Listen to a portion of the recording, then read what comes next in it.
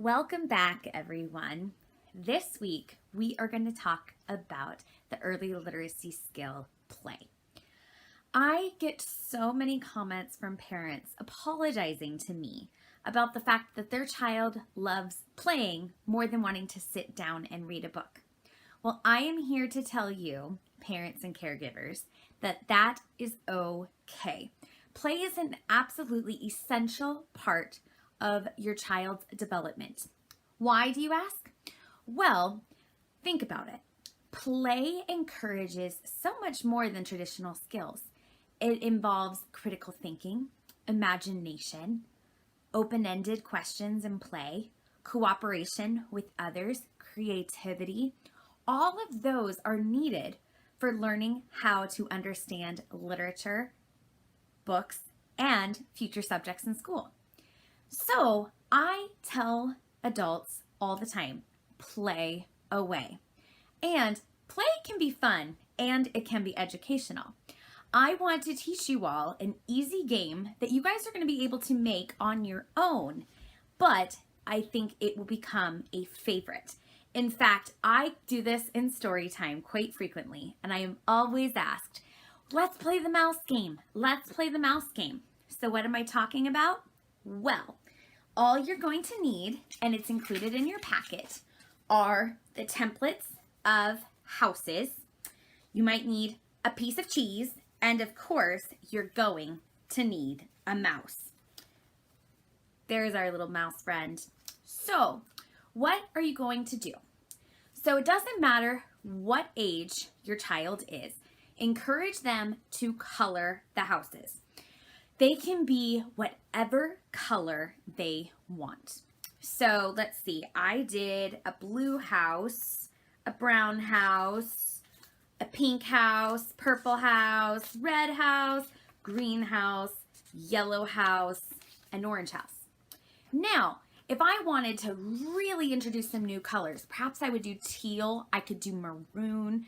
I would use this as an opportunity to introduce new words into your child's vocabulary. But I also just like using primary colors best for our little ones as they're getting ready to learn. Now, you can make these as fancy as you want. You can leave them just cut out. You could laminate them and put them on a homemade felt board. You could add magnetic backing to them. You could seriously do whatever you want. But the concept of play is having fun, still using it as a learning tool, and showing yourself grace. So what I have right now is I have a cookie sheet, and I am going to put a couple houses on the cookie sheet. All right, so after we've colored, I'm going to keep this one really simple. I picked 3 colors of houses, red, yellow, and green. Now I just realized this would be a great opportunity to talk about stoplights that you might see as you're driving around. After all, every opportunity to learn and introduce new words is important. And then we need our little mouse. Now, the fun part of this game is to find the hidden mouse. So I'm going to right now stick him underneath one of the houses. I would do this hiding so nobody knows. Then we sing a song. I sing a version that goes like this. Little mouse, are you in the, and then I say the color of the house. So say I go, little mouse, are you in the green house? Take a long time, draw out the suspense, lift it up. No! Maybe with your younger children, say, he is not in the greenhouse. What other house could he be in? Should we try the yellow house? Okay, so we sing it again. Little mouse, are you in the yellow house? Yes, there he is. The mouse was in the yellow house.